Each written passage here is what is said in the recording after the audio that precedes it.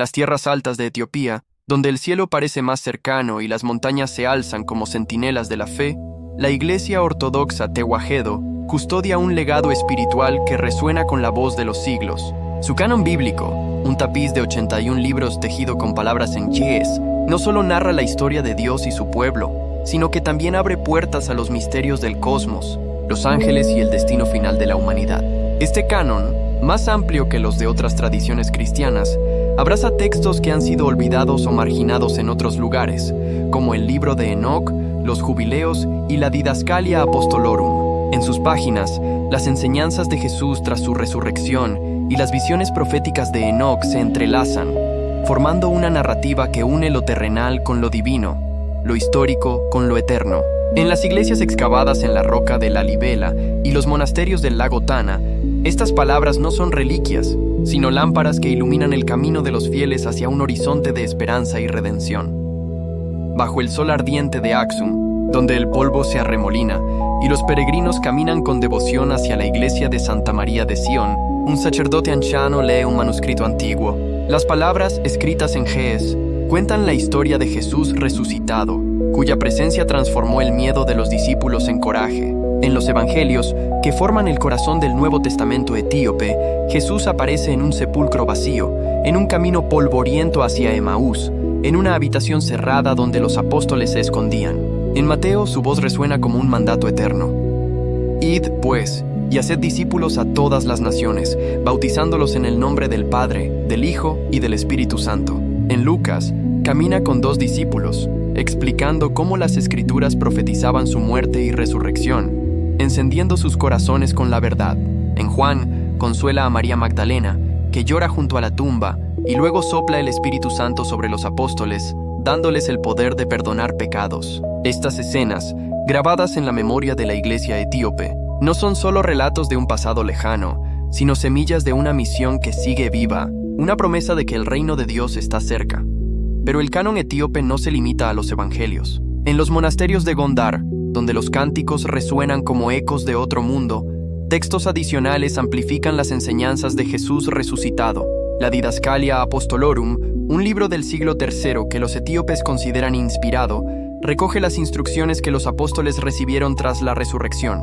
Sus páginas hablan de cómo los fieles deben orar, bautizar y vivir en comunidad, como si Jesús aún estuviera entre ellos, guiándolos con cada palabra.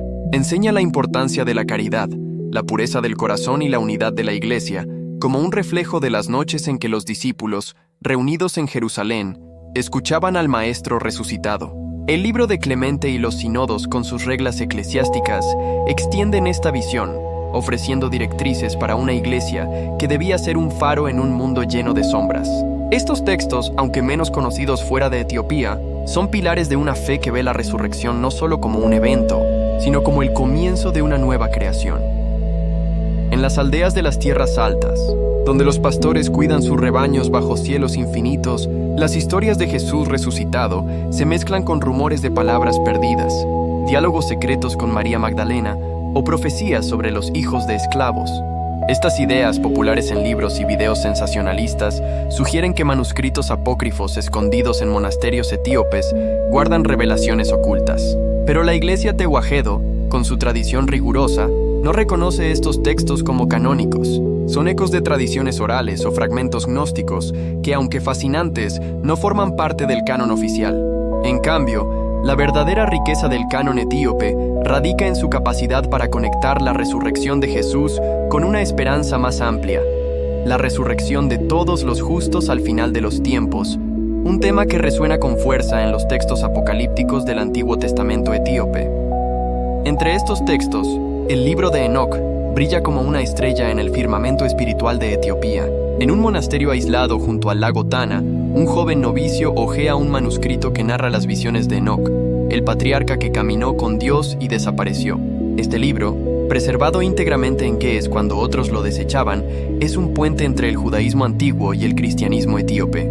Dividido en 5 secciones, el libro de Enoc lleva al lector desde la rebelión de los ángeles hasta los confines del cosmos. En el libro de los vigilantes, Enoc describe cómo los ángeles caídos, los vigilantes, descendieron a la tierra, enseñaron a los hombres artes prohibidas y engendraron gigantes que corrompieron la creación. Este pecado celestial, narrado con detalle, explica el origen del mal y prepara el escenario para el diluvio, un juicio divino que limpió la tierra.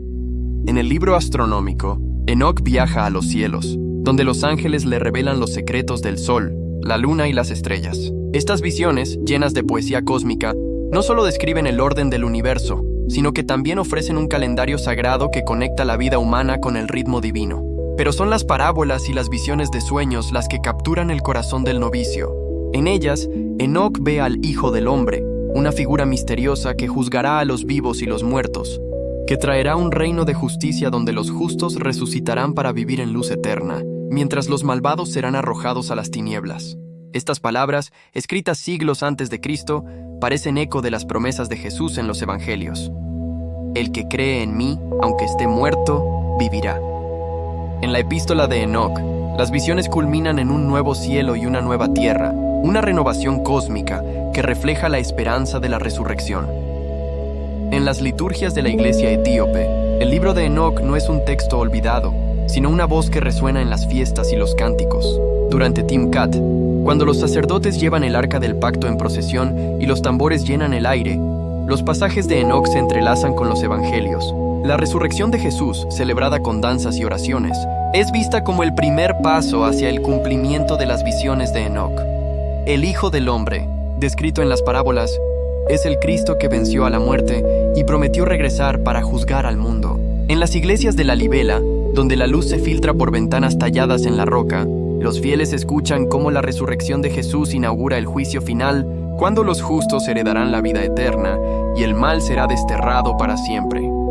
En los mercados de Addis Abeba, donde las telas brillan bajo el sol y los niños ríen entre los puestos, las historias de Enoc viven en la voz del pueblo.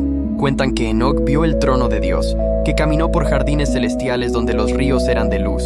Estas tradiciones, aunque no siempre canónicas, reflejan la reverencia por un texto que en Etiopía es más que un libro. Es un mapa del cosmos, una guía para entender el mal y la esperanza. Los monjes enseñan que la resurrección de Jesús, narrada en los evangelios, es el cumplimiento de las promesas de Enoc, el anuncio de un mundo donde la justicia reinará. La Gran Comisión, el mandato de llevar el evangelio a todas las naciones, se une a las visiones de Enoc para recordar a los fieles que su fe no se limita a la tierra, sino que abarca los cielos. Mientras el sol se pone sobre las tierras altas, bañando las iglesias en tonos de ámbar, los cánticos de los sacerdotes suben al cielo. En sus voces, las palabras de Jesús resucitado y las visiones de Enoc se funden en una sola melodía. La promesa de un mundo renovado, donde los muertos se alzarán y el Hijo del Hombre traerá justicia. En Etiopía, el canon bíblico es un tapiz vivo, tejido con los relatos de los evangelios, las normas de la didascalia y las profecías de Enoc.